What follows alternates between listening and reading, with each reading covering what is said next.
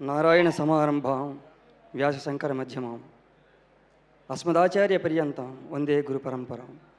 గురువుకు సంబంధించింది కనుక గురుస్వామిది కనుక అనాదిగా గురువులు పరంపర సాగుతూ ఉంది, అలా తీసుకొస్తుంది. 18 సార్లు వేస్తే 18 అని పేరుతో గురుస్వామి అవుతారన్నట్టు ఆ గురువు నడిపిస్తూ ఉంది. ఆ గురుతర బాధ్యత తీసుకుని ముందుకు నడిపించకపోతే ఈరోజు మనకి వేదికలు లేవు, వినియోగాలు లేవు, వినోదాలు లేవు, విద్య లేదు. ఎక్కడో చోట అమ్మ నుంచి గురువు దాకా రకరకాల విద్యలు. అలా గురుస్వామిగా భావన చేస్తే అన్నయ్య సాయన 18 సార్లు పైగా చేసి ఉంటారు. ఆయనకి గురువుగా భావన చేయొచ్చు ఈ సమయాన. ఆయన మానసిక స్వభావం ఎలా ఉంటుందో దగ్గరగా ఎరిగిన వాళ్ళకి బాగా అర్థమవుతుంది. నా బోటి వాడు వచ్చేదో వేషం చేస్తుంటే చేసి వెళ్ళిపోతూ ఉంటే శివసార దగ్గర తీసుకొచ్చి మనోడు పద్యం పాడతాడు, ఇప్పుడు విన్నారా అని ఇలా ఏ మనిషిలోని ఏదన్నా ఉంటే తీసుకెళ్ళి పరిచయం చేసి మనం చేస్తూ ఉంటే ఆయన లేకపోతే ఆయన పిల్లలు చేస్తుంటే మనం అలా మురిసిపోయి ముసిముసి నవ్వులు అవుతూ ఉన్నట్టు ఆయన అక్కడెక్కడో ఉండి మురిసిపోతూ ఉండే సుగుణం ఆయనది. ప్రపంచంలో పెద్ద పెద్దలు మాట్లాడుతూ ఉంటారు ఆయన అజాత శత్రువు అని. బహుశా ఇలాంటి గుణాలే మిమ్మల్ని అలా నిలబెట్టేయమనయ్య. మా బోటి వారికి అది ఉపదేశం కింద పనికొస్తుందేమో. ఇది చాలా ఉంది పెద్ద పెద్ద వాళ్ళది అంతా ఏం చెప్పగలుగుతాం, తక్కువది గజగజగా దొనుకుతున్నాయి చేతులు ఎక్కినప్పుడు, సమయం తక్కువ అంటారు. ఇలా నేను ఆ తక్కువ సమయంలో పరిధిలో పరిచయమైన వారితో 2-3 మొక్కల్లో అంటే విష్ణు శర్మ గారు. ఆయన గురించి నేను చెప్పేది ఏమి లేదు, నాకు అంతగా పెద్దగా తెలియదు. సినిమాల గురించి ఏం మాట్లాడతా, వేషం చేసిన వాడిని.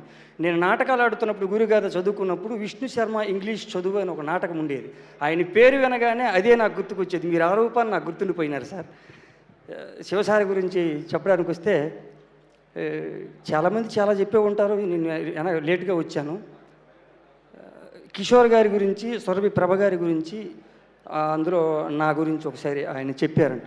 మీరు బాగా నచ్చారండి సార్కి, తదుపరి సినిమాల్లో మీకు మంచి వేషాలు రాయాలి, నేను ఒకవేళ ఈ హడావుడిలో మర్చిపోతే గుర్తుపెట్టి నాకు చెప్పండి అని శివగారు మన లక్ష్మీనాయుడు గారికి, సురేష్ గారు కోడేటర్ గారికి చెప్పారని వారు నాకు వచ్చి ప్రత్యేకంగా చెప్పారు. అవసరం లేదు వారికి, ఈ 3 పేర్లు చెప్పారంట. అది ఈ సందర్భంగా అది గుర్తొచ్చింది. మీ గురించి ఏం చెబుతాను సార్, మీరు ఇది ఇందులో ఇది ఇలా దొర్లుతూ వెళుతూ ఉంటే ఒకరోజు అక్కడ నాకు ఇచ్చిన రూమ్ దగ్గర సెలయేరు ఇలా పారుతూ ఉంది. అలా సౌండ్ వినబడుతుంటే అక్కడికి వెళ్ళి చూసినప్పుడు సడన్గా ఒక చిన్నపాటిది వచ్చింది సార్. అప్పుడప్పుడు గుడి గోపురంకి వెళ్తుండడం అలవాటు. వెళుతున్నప్పుడు సాధారణంగా చిన్నది ఎవరైనా సాయం చేస్తే, మాట సాయమో మూట సాయమో చేస్తే థ్యాంక్స్ చెబుతాం. ఆ కార్యం ఒడ్డెక్కడానికి అది సరిపోతుంది అనుకుంటాం.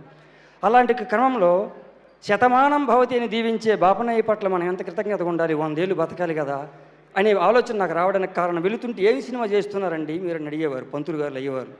ఈ మధ్య రవితేజ్ గారిదండి ఇరుముడి అని చేస్తున్నారా.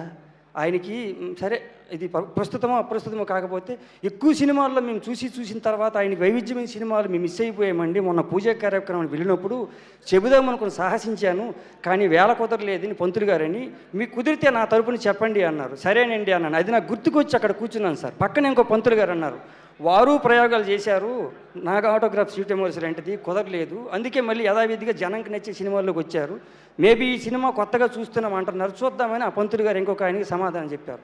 ఇవన్నీ గుర్తొచ్చి ఆ సెలయేరు దగ్గర కూర్చున్నప్పుడు సార్ గొంతు ఎంతవరకు పెగులుతుందో తెలియదు, దీనికి యతి ప్రాస భావం ఏమి తెలియదు, రాగము తెలియదు. అలా కొన్ని పదాలు జమ అయినప్పుడు ఒక ఊహాగానంతో వచ్చిన చిన్న పదం ఒకటి వెళ్ళింది. అది అనే ప్రయత్నం చేసి ముగిస్తాను సార్.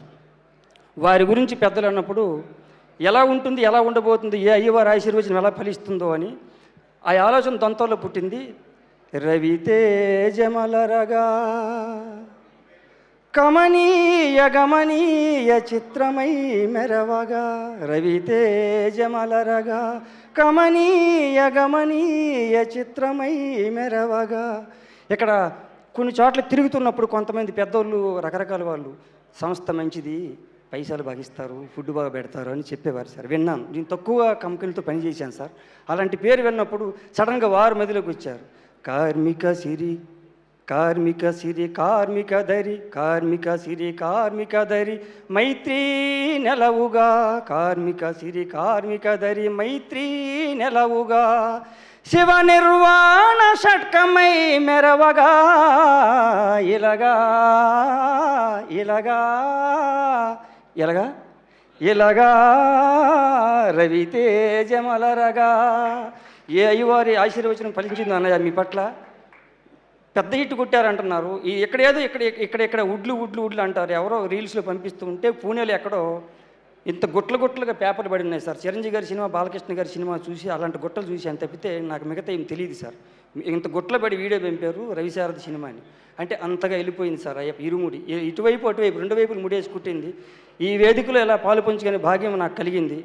మీ అందరికీ నాకు ఇంత డబ్బులు ఇచ్చి, ఇంత వేషం రాసినందుకు, డబ్బులు ఇచ్చినందుకు, ఇంత పెట్టినందుకు, ఇలా చూపిస్తున్నందుకు, నారదముని ఆ అంశతో కొనసాగుతున్న మీడియా వారికి అందరికీ కృతజ్ఞతలు తెలుపుతూ మరొకసారి విజయోత్సవ వేడుకలు పాల్గొనే భాగ్యం నాకు కలిగినందుకు భగవంతుని శిరస్సు ఉంచి నమస్కరిస్తున్నట్టు భావన చేస్తూ సెలవండి. థ్యాంక్ యూ అండి, థ్యాంక్ యూ సో మచ్.